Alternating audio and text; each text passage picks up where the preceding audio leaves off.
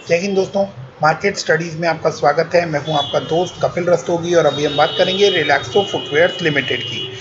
Relaxo footwears एक जाना माना नाम, तकरीबन हिंदुस्तान में सभी लोग इस नाम को भली भांति जानते हैं। अब हम बात करें जो लोग शेयर मार्केट में इन्वेस्टेड हैं, स्पेशली जिन लोगों ने रिलैक्सो फुटवेयर्स का शेयर लिया हुआ है, उन लोगों को बहुत अच्छी तरह से पता है कि ये शेयर जो है उसने कितना रिटर्न बनाकर दिया है। ये एक ट्रू मल्टी बैगर शेयर है और इस शेयर ने, अगर हम इसका कंपैरिजन वियर्ड वे में रिलायंस के साथ भी कर दें तो रिलायंस से डबल रिटर्न बनाकर इसने दिया है। तो एक ऐसे शेयर में इन्वेस्टमेंट ना करने का कोई रीज़न मेरे सामने नहीं है।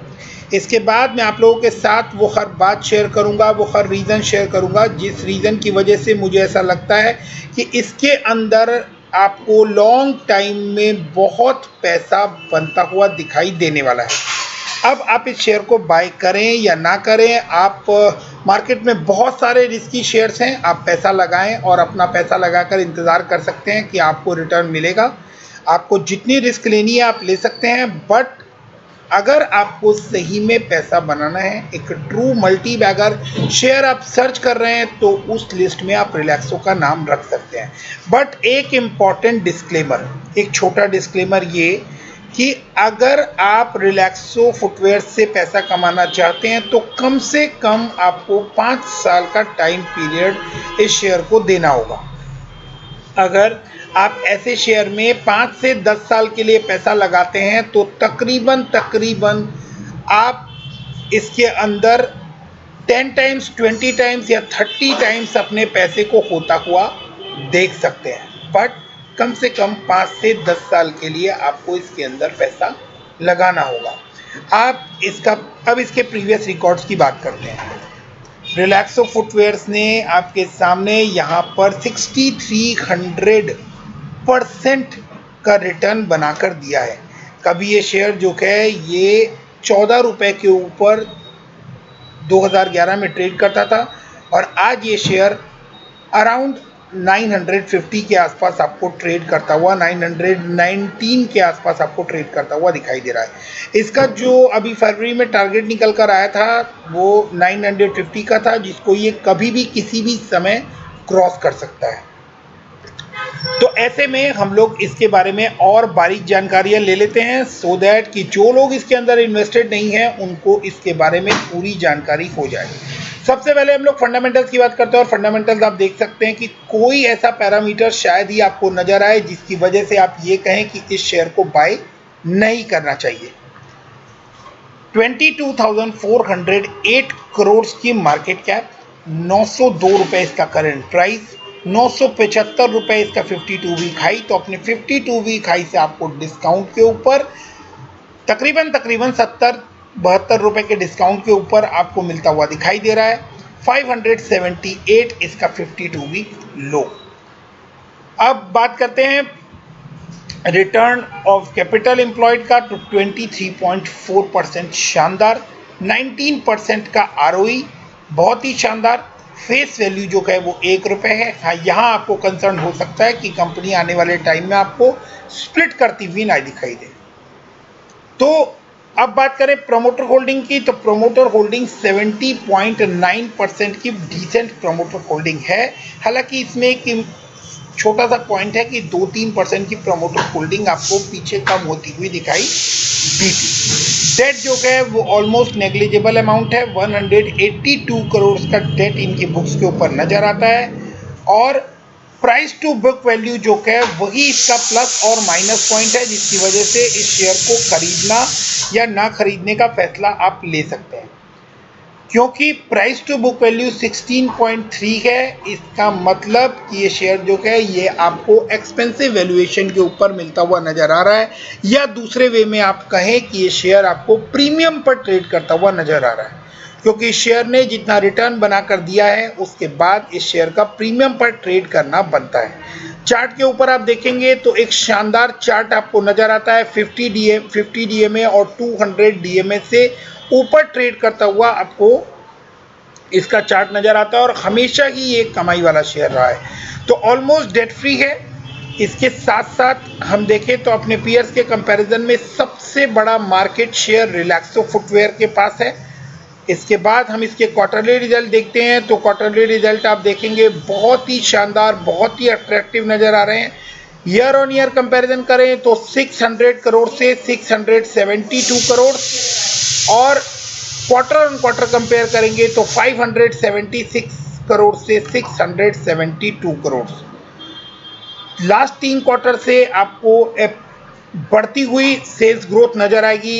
इसी तरह से अगर आप देखें ऑपरेटिंग प्रॉफिट आपको लास्ट 3 क्वार्टर से बढ़ता हुआ नज़र आएगा।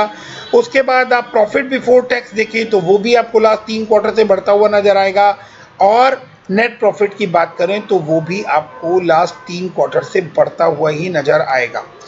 ईयर ऑन ईयर कंपैरिजन करें तो नेट प्रॉफिट ऑलमोस्ट आपको डबल होता हुआ दिखाई दे रहा है। तो इस कंपनी के प्रॉफिट एंड लॉस अकाउंट को देखते के साथ ही ये शेयर जो है इसको बाय रिकमेंड किया जा सकता है।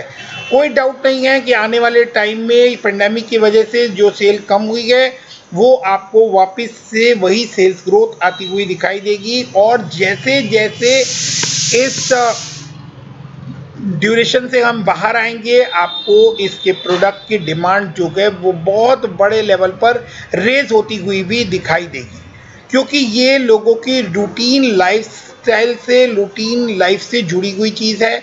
चाहे लॉकडाउन लगे या ना लगे उससे भी ऐसे शेयर को कोई बहुत बड़ा फ़र्क नहीं पड़ता, बट जो फ़र्क पड़ता है वो सिर्फ इसके प्रोडक्शन लेवल पर, या अगर फैक्ट्रीज को कोई इम्पैक्ट पड़ा था तो इसके ऊपर आप लोगों को फ़र्क पड़ता हुआ दिखाई दिया था। तो पेंडेमिक की वजह से ही इस ईयर के अंदर कुछ कमी आई थी, और जो वापस अपने प्री कोविड लेवल के ऊपर, प्री पेंडेमिक लेवल के ऊपर जाता हुआ ये शेयर नज़र आ रहा है। तो ऐसे शेयर में आप लोगों को मौका नहीं चूकना चाहिए। अब हम बात करें बैलेंस शीट की, तो बैलेंस शीट पर आप देखेंगे रिजर्व जो है वो कंटिन्यूस आपको इंक्रीज होते हुए दिखाई दे रहे हैं, और डेट जो है वो आपको एक मैनेजेबल अमाउंट नज़र आ रहा है। यहाँ पर डेट के ऊपर कंट्रोल किया हुआ है, और रिजर्व्स जो है वो आपको बढ़ते हुए नज़र आ रहे हैं। डेटर डेज आपको इम्प्रूव होते हुए नज़र आ रहे हैं। मार्च 19 में 35 थे और मार्च 20 में 26 के डेटर डेज यहाँ पर नज़र आ रहे हैं। FIIs DIIs की होल्डिंग जो है वो एक डिसेंट होल्डिंग है, एक अच्छी होल्डिंग है, जिसमें कि FIIs जो है उसने अपनी होल्डिंग इंक्रीज़ की है। अगर हम दिसंबर 20 से कंपैरिजन करें तो मार्च 21 में FIIs का डाटा यहाँ पर दिया हुआ है और वो उन्होंने इंक्रीज़ किया है। तो कंटिन्यूस वे में FIIs जो है वो लंबे समय से आप कहें कि मार्च जून 19 से लेकर अभी तक अगर आप देखेंगे तो कंटिन्यूस आपको इसके अंदर इंक्रीमेंट होता हुआ दिखाई देगा। तो FIIs किसी भी कंपनी में पैसा क्यों लगाते हैं ये मेरे से ज़्यादा बेटर आप लोग जानते हैं, समझते हैं।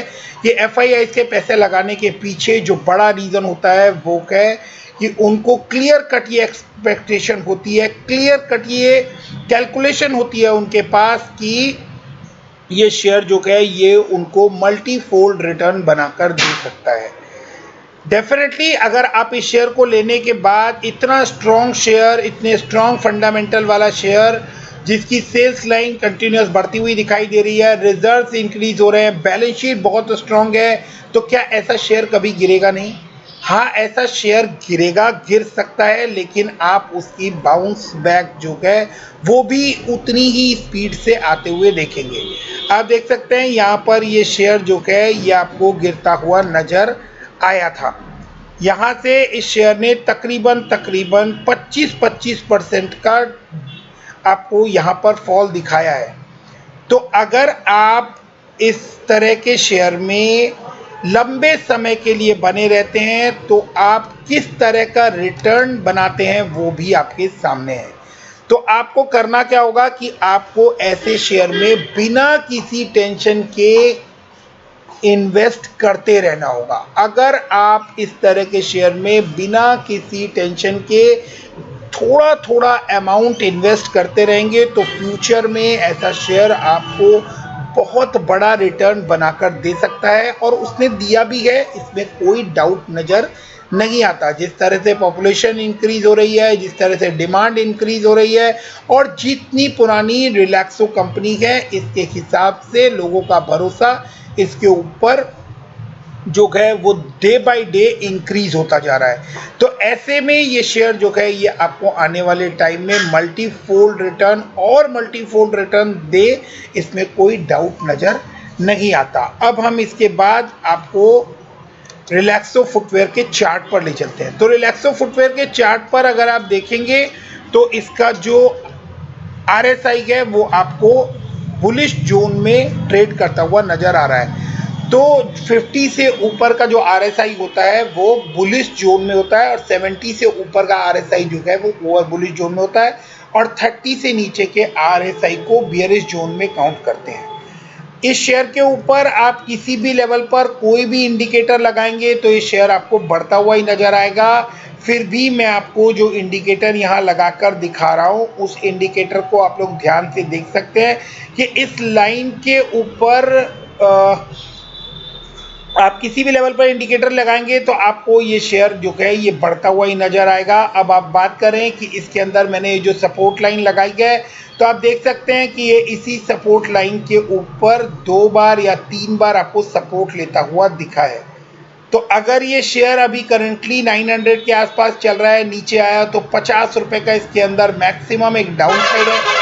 आप अगर रिस्क नहीं भी लेना चाहते हैं तो आप इस शेयर को करंट CMP पर बाय कर 50 रुपीज़ का नीचे स्टॉप लॉस लगाकर रिस्क फ्री होकर इस शेयर के अंदर बने रह सकते हैं और फिर जैसे जैसे शेयर ऊपर जाता जाएगा आप अपना स्टॉप लॉस उसके अकॉर्डिंग मेंटेन करते जाएं।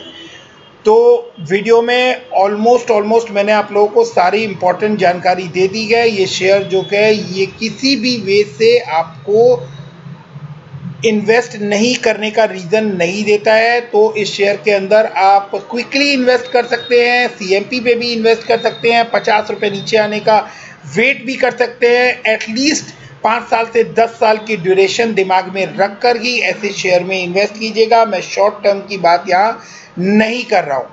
So guys keep investing, stay safe, thank you.